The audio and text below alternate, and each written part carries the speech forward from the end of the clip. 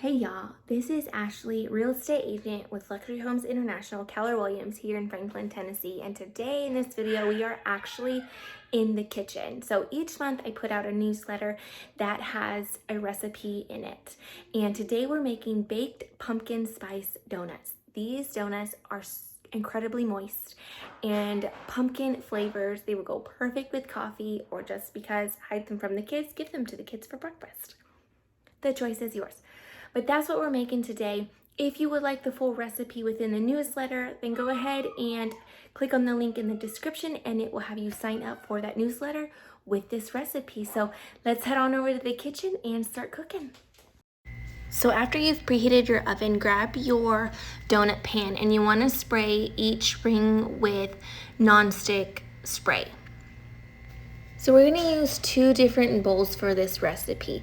This first bowl is going to be used for your dry ingredients, so you can use a smaller bowl, and then the next bowl will be a larger bowl for the wet ingredients. So add in your flour.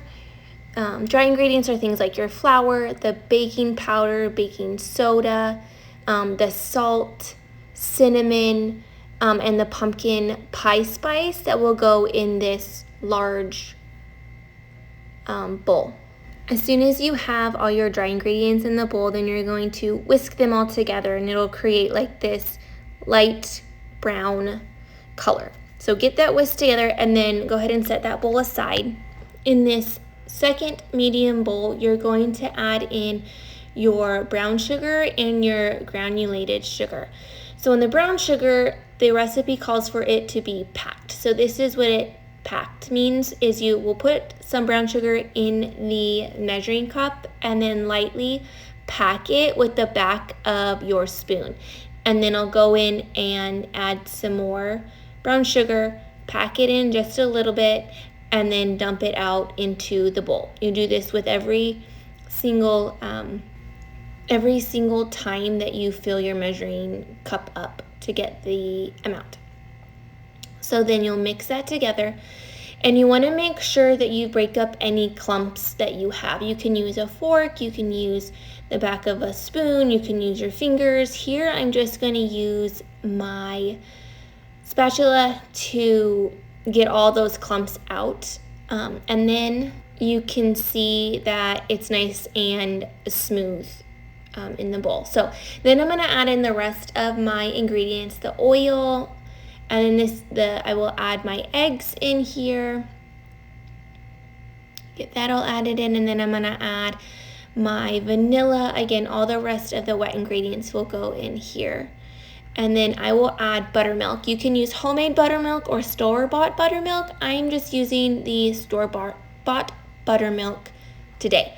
And then just mix all of that together. Oh, sorry. I forgot the most important part, the pumpkin. So with the pumpkin, you want to make sure that it's puree pumpkin, not the pumpkin pie filling. You just want the pumpkin puree. So I'm going to scoop some of that out and put it into my measuring cup, and then this will also go in with the wet ingredients.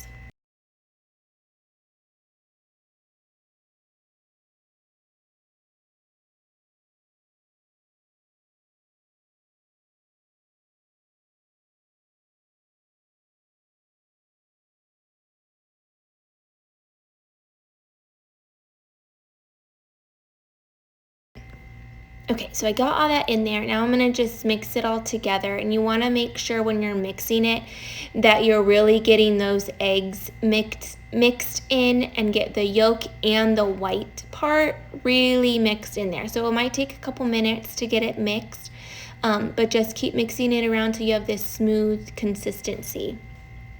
And then what we're gonna do is we're going to add these wet ingredients into the bowl with the dry ingredients. Okay, so I'm going to pour it all in, and then when you're mixing this, you want to fold in the two together. So let me show you what I mean. So folding in, you'll start on one side and then bring it around the bowl to the center, and I slightly turn the spatula so that I it's like scooping it around. This will make sure that there are no flour pockets, not air pockets, but flour pockets remain. So pockets are, it will look like your batter is fully mixed together, but then all of a sudden you'll have a pocket of flour. So it looks mixed. However, you can see some of these little pockets where flour is still hiding. So you want to just mix it and fold it in as much as you can. Scrape the bottom, scrape the sides of the bowls to get all that flour really mixed in, and make sure that you don't have any flour left inside the batter.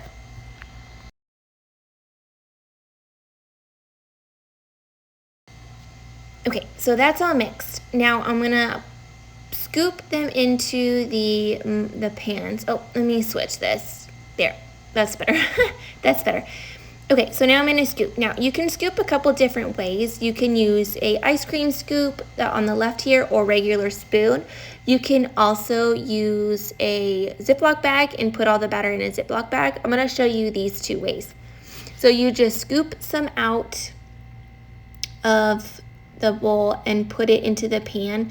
You only want to fill the pan up to the top of that center part. You don't want to go over that, because the donuts will rise as they bake and it will cover that hole, and we're trying to keep as much of a donut form as we can. Okay, so that's the spoon. I personally like to use the ice cream scoop just because it seems to go by a little bit faster in pouring it, and then I can use the spoon or the back of the ice cream scoop to even everything out. It's really your preference. Sometimes putting it in a bag is a little bit easier too, but I tend to be a little bit messy with the bag. But again, it's your preference. And then you just want to make sure that everything is even and you have an even amount of batter on each side or part of the pan. Okay, let's speed this up.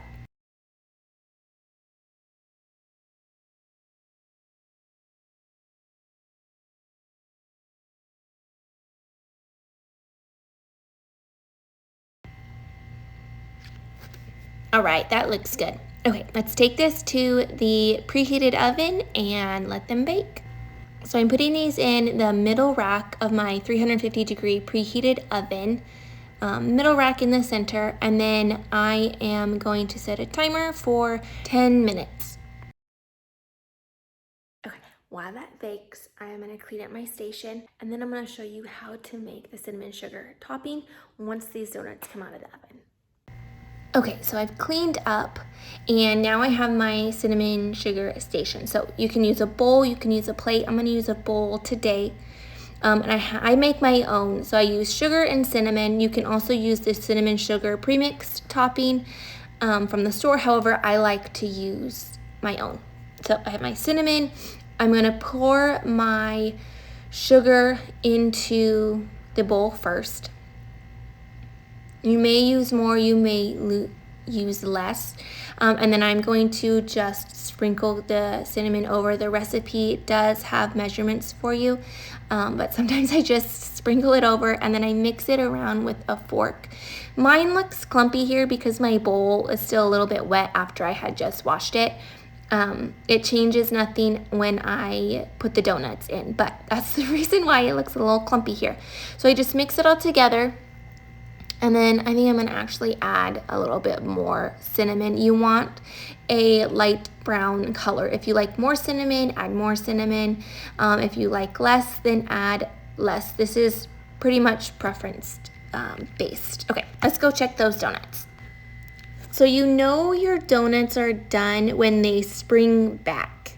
So you can lightly touch the top and you see how it springs back and my finger is not left indented into the batter. That's how you know that they're done. So I've let the donuts cool for about 5 minutes and I want to do this next part when they're still a little bit warm. So I use a fork to gently remove the donuts from the pan. You want to be careful because these are very moist and still pretty warm. So then I'm gonna put it into the cinnamon sugar and I twist it around very lightly. You can do the sides, you can do just the top. And then what I'm gonna do is put it onto my parchment paper so that it can cool the rest of the way. So let me show you in another one. So I'm gonna gently pull out another donut, and then you can do the sides, the top, and the bottom, and then put it on the tray. Let's speed this up.